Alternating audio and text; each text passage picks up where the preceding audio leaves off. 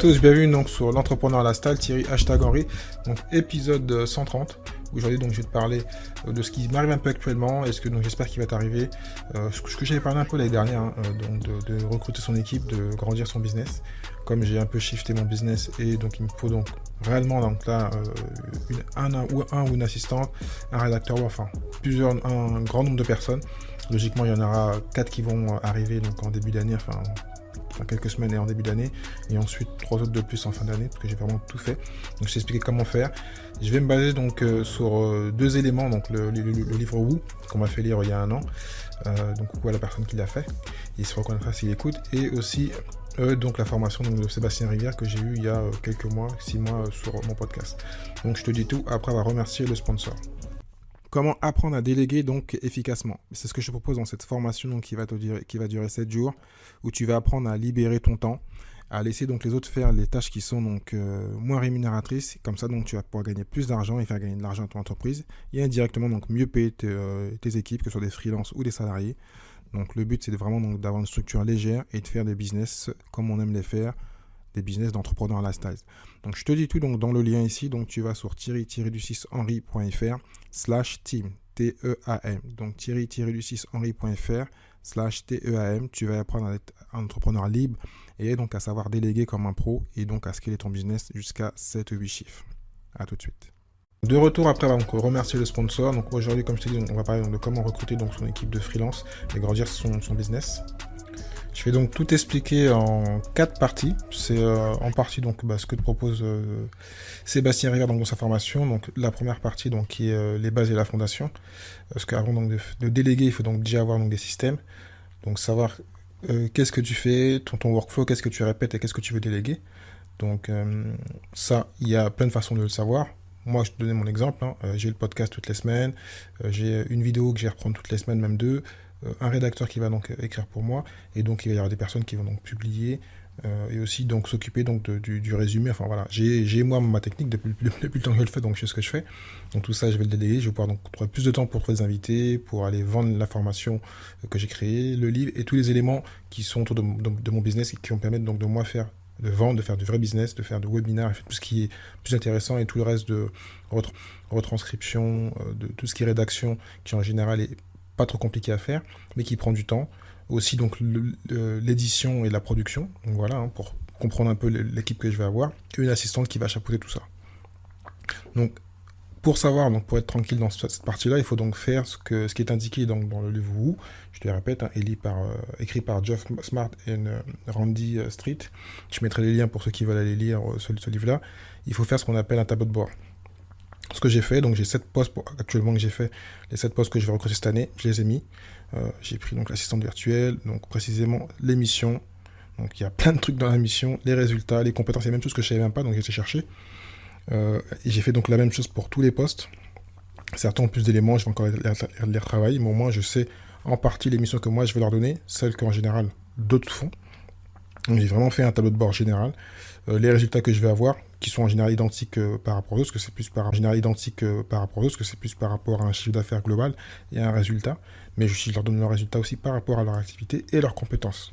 Donc, en même temps, donc, moi, quand je fais mes recrutements, mes entretiens, qui sont aussi liés donc, à le livre Woo, où on a différents, parce que le but c'est de recruter ce qu'on appelle des A-players, j'en ai déjà parlé. Les players, c'est comme si, entre parenthèses, tu veux dans ton équipe que des numéros 10, pour reprendre le titre de Booba. Donc tu veux juste les meilleurs. Voilà, tu veux pas des B2C. Si tu as des B ou des C, tu auras une équipe moyenne. Si tu as des A, tu auras des résultats supérieurs. Donc voilà, c'est des classements, mais c'est comme ça. Donc tu as la méthode Woo Interview, qui est pas mal, que j'ai utilisée dernièrement, que je faisais déjà avant, mais sans le savoir. Où on pose des questions comme pourquoi avez-vous été embauché avant. Non, je dis une bêtise, tu vois. J'ai commencé par la méthode moi de ScreenView que je préfère. Il y a différentes méthodes, différentes façons. Je ne vais pas rentrer dans le détail du livre. Il faudra donc lire le livre. Ou si vraiment t'es intéressé, je te ferai un détail ou mon rédacteur te fera un écrit. Donc dans le screening interview, donc on parlez-moi de vous. Donc les questions que tu as déjà entendues dans un entretien. Donc découvrir de vos antécédents et professionnels, enquête sur les exigences salariales. Ça, c'est une partie intéressante, moi, je trouve, parce qu'on aime connaître et savoir ce que les gens veulent réellement et pourquoi les gens veulent le poste. Donc ça, c'est le screen interview. Tu as plusieurs questions. Ensuite, on a donc le Who Interview. Donc, il y en a 4 en tout, hein. Pareil, je ne sais pas dans le détail. Donc, pourquoi avez-vous été embauché avant? Quelles sont les réalisations dont vous êtes le plus fier? Des questions comme ça, donc qui se ressemblent, hein. Le focus interview, je ne ferai pas le détail, et ensuite le référence interview guide, qui est très bien parce que certains les gens vont voir que tu es sérieux, que tu veux donc avoir des bonnes informations sur eux et que tu veux aller dans le long terme. Parce que moi qui suis encore freelance en partie et qui est connu de beaucoup de freelance, beaucoup veulent savoir s'ils vont avoir des missions courtes ou longues. Et si tu commences déjà à faire comprendre que tu es quelqu'un de sérieux, tu ne vas pas les prendre pour 2-3 mois. Certains veulent que ça, donc il faut le savoir. Certains veulent du long terme. Donc si ça, vous êtes sur le même niveau, et c'est important de le savoir, pour pas vous perdre du temps et dépenser de l'argent bêtement. Donc pour revenir un peu donc, sur le tronc commun de la formation donc, de Sébastien Rivière, donc tu as fait tout ça. Après, donc c'est la possibilité donc, de se faire assister, parce que tu peux soit le faire tout seul, comme un grand, parce que tu es le leader et tu es le patron, tu es le chef d'orchestre, hein. Ou sinon, si tu fais bien les choses, tu peux aussi faire une autre technique, une formation que j'avais faite, c'est te faire assister par ton assistant virtuel ou assistant RH. Tu recrutes la première personne, tu la formes au maximum sur... elle sera plutôt généraliste sur tout ce que tu veux faire, et ensuite tu la fais travailler sur d'autres éléments. C'est-à-dire c'est elle qui va t'aider à aller chercher, et donc elle va devenir techniquement manager, et elle va donc recruter les pièces que tu as besoin pour ton équipe. Donc soit tu recrutes par petite partie, et ensuite tu décideras qui sera le leader, ou tu le restes, ou sinon ton assistante devient la personne qui chef assistante exécutif ou RH, qui va recruter les 2 ou 3 autres personnes, ou plus, si bien sûr tu en as besoin. Tout ça, bien sûr, c'est important de le budgétiser, parce que moi, c'est ce qui m'est arrivé quand j'ai voulu tester ça il y a 1 an et demi, c'est que si tu fais ça, tu n'es pas sûr d'avoir tout de suite de l'argent tout de suite par rapport au travail délégué, et donc c'est important donc, d'avoir ton budget sur 3 mois, 6 mois d'avance, pour ne pas juste prendre des petites missions et que les gens te disent « Ah, lui, il n'est pas sérieux, il m'a dit qu'il voulait me prendre sur le long terme, et il ne le fait pas ». Donc, budgétiser ton forfait. Moi, actuellement, par personne, je dépense moins de 100 € parce que je prends que 2-3 heures. C'est aussi l'avantage, on n'est pas obligé de prendre des gens 10 ou 20 heures. J'avais commencé moi des missions de 10 heures et j'ai vu qu'il n'y avait pas d'intérêt. Donc chaque métier, chaque spécificité, actuellement, c'est juste 2-3 heures par semaine. D'abord, c'est pour tester. Et ensuite, si ça vient, je vais augmenter à 5 heures, 10 heures et plus. Voilà. Donc c'est assez important. La deuxième partie, donc comment commencer donc le recrutement, il faut commencer à faire tout ça. Et comme tu as bien pu voir, on a bien fait les fondations dans le workflow, on a tout fait d'abord. Là, on est vraiment prêt. Si on le fait comme ça, parce qu'on a entendu que c'est facile, que beaucoup d'entrepreneurs en ligne ou même hors ligne les bases, et ensuite, il est plus facile donc de commencer le recrutement parce qu'on sait ce qu'on veut, à quel poste, à quel moment, à quel montant. Donc, commencer le recrutement, tout simplement. Moi, j'ai commencé par Upwork. L'année dernière, j'ai commencé par Malte. Réellement, Malte, je vais pas en dire du mal, parce que je pense certains boss, mais j'ai peut-être mal fait les choses. Donc, moi, j'ai trouvé qu'il y avait plein de gens qui étaient soit trop chers, soit ils travaillaient, ils voulaient juste une mission de rédaction classique et ils voulaient pas aller plus loin. Donc Upwork, pour l'instant, ça me paraît plus intéressant. Alors, je sais pas si c'est parce que la base est plus large. J'ai aussi un peu d'anglo-saxons qui parlent français, donc j'en ferai un autre comparatif plus tard, peut-être. Mais pour l'instant, Upwork, ça me paraît pas mal du tout. Donc, trouver donc des partenaires fiables et les motiver, hein, ce que je disais avant, donc les impliquer. Il y a plusieurs façons de les impliquer, hein. Moi qui fais du management avant, donc je les ai certains, je pense que je vais les intéresser sur le chiffre d'affaires. Donc, ce qui peut paraître bizarre, mais bon, ils ont déjà leur fixe, mais peut-être par rapport à l'objectif. On peut aussi les fidéliser en les payant plus cher, parce qu'il y a plein de gens qui veulent juste avoir des gens pas chers, mais si les personnes font cher, mais si les personnes font 3 mois, 6 mois chez vous et qu'elles sont très bien, pourquoi pas donc les fixer, les payer bien. À un moment ou à un autre, vous serez donc tellement au-dessus des autres que les gens vont se dire, bah non, je reste avec lui, il paye bien. Et bien sûr, automatiquement, ils vont peut-être donner le change et en étant plus positifs parce qu'ils sont paumés à leur compte, ils sont donc des freelances. Donc il faut aussi vendre le projet, hein. Un des rédacteurs à qui je fais coucou, s'il écoute, je lui ai parlé donc, de certains infopreneurs et entrepreneurs en ligne qui sont très connus, et je leur ai dit que c'est là que je voulais aller. Donc, surtout que j'en ai eu certains dans mon podcast, et ça l'a motivé, parce que lui, son rêve, c'est de travailler pour ces gens-là. Je dis non, mais pas la peine, tu travailles pour moi. Enfin, tu vas être collaborateur, parce que je dis bien, pas travailler, on va travailler ensemble, on va grandir ensemble, et donc le but, c'est de vendre un projet intéressant, expliquer pourquoi vous voulez le faire, comment les chiffres vous allez faire, et si vous gagnez, il va gagner. Donc il faut savoir vendre le projet et être le leader et bien vendre votre vision, voilà, pour être précis. Et pour bien faire les choses, bien sûr, parce que le recrutement c'est bien, mais il faut aussi donc former. Donc moi j'ai proposé beaucoup de formations, j'ai dit voilà, tout ce que tu veux, ce que je sais faire, je te le redonne. Et s'il faut que je te paye des formations, je les paierai. Et surtout donc de documenter et former donc par la vidéo, parce qu'on peut parler, c'est bien, mais les échanges, certains entrepreneurs en ligne, en général pas entrepreneurs, en général en ligne, veulent juste se cacher. Ils ne voient pas les gens, ils les recrutent. Non, il faut comme une boîte, une fois par semaine, une fois par mois, ça dépend après ses compétences et de son envie. Manager, même si c'est pas très long, on prend 10-20 minutes par jour. Utiliser après certains outils que je parlerai après, pour qu'on puisse donc communiquer, ne pas juste laisser les gens comme ça, même s'ils sont bons. Il faut rester en relation, et c'est bien, en plus ça permet donc de casser ce côté solitude de l'entrepreneur. Donc c'est vraiment important de documenter par vidéo et de continuer à communiquer avec eux. Pour continuer donc dans le recrutement, la partie 2, donc il y a des tâches critiques qu'il faut garder et stratégiques, que ça reste dans les mains. Donc moi, tout ce qui est finance, certains le font, moi j'ai pas envie de le partager. Certaines décisions et certaines datas, je les garde, voilà, ça c'est vraiment moi qui vais garder, et le reste qui a entre parenthèses moins de valeur et moins de risque, pour l'instant donc c'est eux qui le gèrent. Sans rentrer dans le détail, vous avez compris de quoi je pourrais parler. En partie donc numéro 3, ce que j'ai un peu dit un peu avant, donc c'est gérer l'équipe, et ça on peut le faire avec les outils.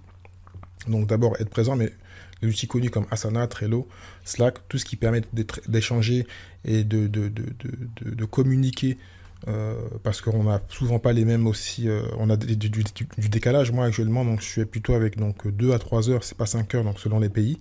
Et donc ça c'est important, donc pouvoir, vous quand il est minuit, que vous avez une idée, donner l'information, la personne se réveille à la bonne information, et vous n'avez pas donc à être travaillé tous au même moment. Chacun ses heures décalées, mais au moins vous avez une plateforme où vous pouvez changer, laisser des informations, et aussi, bien sûr, quand il le faut, faire des vidéos. Aussi, ce qui est important quand on gère une équipe, bien sûr, c'est mesurer la valeur du travail apporté. Le but, c'est mesurer la valeur du travail apporté. Le but, c'est pas de dépenser 200-300 euros par personne et qu'à un moment, il n'y a pas de résultat. Vous avez un objectif, ils le savent, vous le savez, et il faut donc mesurer avec donc différents outils qui sont en ligne, et donc voir s'il y a une croissance. Sinon, si ça marche pas, le but c'est d'être pas philanthropique, ça marche pas, il faut arrêter les personnes ou voir où est le problème chez vous, pour ne pas perdre de l'argent et pour évoluer, et pour même, si possible, ensuite recruter plus de personnes ou avoir plus de collaborateurs. Et donc par rapport à ça, comme on dit une phrase, bon, en général je l'ai dit en anglais, mais là on va le dire en français, qui est très connu dans le management et dans le business. Donc, ce qu'il faut savoir, donc recruter lentement, donc prendre son temps et bien choisir, mais stopper, couper rapidement. Donc, j'ai même oublié la phrase en anglais. Mais voilà, donc là, c'est une phrase de base qui est très connue, qui est logique. Donc, recruter lentement, donc bien faire ses choix pour pas faire d'erreur et avoir donc les bonnes personnes, donc des A-players. Et s'il y a un souci, tout de suite couper l'herbe et donc arrêter la personne. Surtout comme c'est un freelance, c'est plus simple. Un ou une freelance, c'est plus simple que donc de perdre son temps et donc d'avoir une personne qui vous plombe et qui vous tue votre business. Et donc, directement, avec tout ça, donc devenir un expert pour continuer à avoir plus de projets et de grandir. Si vous commencez à savoir recruter 3-4 personnes et à bien manager une équipe, vous pouvez en faire 10, 20, 30 et grandir et faire plusieurs projets. Comme souvent, quand on est en ligne, on est un peu slashé, on aime avoir plusieurs business. Et quand vous l'avez comme ça, c'est indirectement des business pilotés automatiquement. Et on arrive à la 4e partie. Donc, comment piloter de façon automatique? Toujours avec tout ce qu'on vient de dire avant, mais après, donc, avec bien sûr les assistantes ou l'assistante qui sont devenus experts, vos équipes qui sont vos managers, et puis aussi encore bien utiliser donc les outils de partage et gestion de docs en ligne, que ce soit Drive, Dropbox et tous les autres, et surtout donc tous les outils de Google. Quand vous avez donc G Suite et tout ce qui va avec, vous pouvez donc facilement vraiment tout gérer, donner des accès à tout le monde et pouvoir donc partager et avancer avec eux. Mettre en place aussi le reporting, donc c'est important donc, d'avoir donc, des rapports de tout ce qui se passe, et donc de voir leur évolution, et comment vous pouvez donc faire monter vos A-players encore à un niveau supérieur. Et aussi une dernière importante qui est logique, parce que ça fait un peu peur à certains qui sont en ligne, c'est donc de sécuriser grâce aux sauvegardes, donc Dropbox et autres, parce que donc c'est quand même vos données, vous donnez donc une partie de vos données. Par exemple, l'accès donc à mon blog et à mon autre blog, j'ai appris donc, parce que je ne savais pas comment gérer sur WordPress, donner différents accès selon donc les personnes et le niveau donc de responsabilité. La personne qui est vraiment que j'ai confiance et qui fait beaucoup de choses, donc elle a un niveau administrateur et les autres ont des niveaux différents pour ceux qui font la rédaction et ceux qui font donc le community management. Donc tout ça à connaître, à savoir. Donc je le répète avant de finir. Donc à savoir donc les bases de la délégation, ce que vous avez délégué, pourquoi, comment, donc vos systèmes. Ensuite, quand vous avez tout ça et vos tableaux de bord, donc faire le recrutement. C'est vraiment plus simple quand vous avez fait donc tout en amont et savoir qui vous voulez. Recruter les premiers, donc commencer à gérer l'équipe et ensuite à mettre tout ça en pilote automatique avec donc des reporting, des outils donc en ligne qui peuvent vous aider donc à mieux gérer et à stocker tous les éléments. Par exemple, vous faites une vidéo YouTube, vous l'envoyez sur votre Asana et sur votre Drive et puis les personnes viennent les chercher. Voilà, il y a un workflow vraiment automatique et vous êtes plutôt tranquillisé, vous gagnez du temps. Donc, si tu veux en savoir plus, donc n'hésite pas, comme je dis, donc aller voir le livre, écouter le livre ou écrit donc par Geoff Smart et Randy Street, ou sinon donc tester donc la formation de Sébastien Rivière que j'ai ici. Tu peux aller donc sur Sébastien, sur Thierry-du-6 henri.fr/team TEAM, donc Thierry-du-6 henri.fr/team TEAM. Je t'en dirai plus parce que, donc, comme je te dis, moi je me mets réellement à fond dedans pour mes deux business. Je ferai donc plus de vidéos et plus donc de podcasts aussi, donc sur la partie recrutement et développement, pour que tu puisses donc toi aussi faire la même chose. Et donc n'hésite pas à partager, à mettre des commentaires. Si tu as des conseils à donner à la communauté, ce sera avec grand plaisir. Donc je te dis à très bientôt. Ciao, ciao. Merci à toi d'avoir écouté cet épisode de l'Entrepreneur Lifestyle jusqu'à la fin. Si tu as aimé et que tu penses que cela peut aider ou intéresser quelqu'un que tu connais, donc partage cet épisode, like-le, commente-le et bien sûr mets ma note numéro 5 s'il te plaît. Donc cela va m'aider à continuer à pouvoir monter dans les classements de toutes les bonnes plateformes de podcast, iTunes, Spotify, enfin tu les connais. Si tu souhaites donc recevoir les épisodes directement dans ta boîte email, envoie-moi un email à contact@thierry-6.fr. contact@thierry-6.fr. Je te dis au prochain épisode. Ciao, ciao.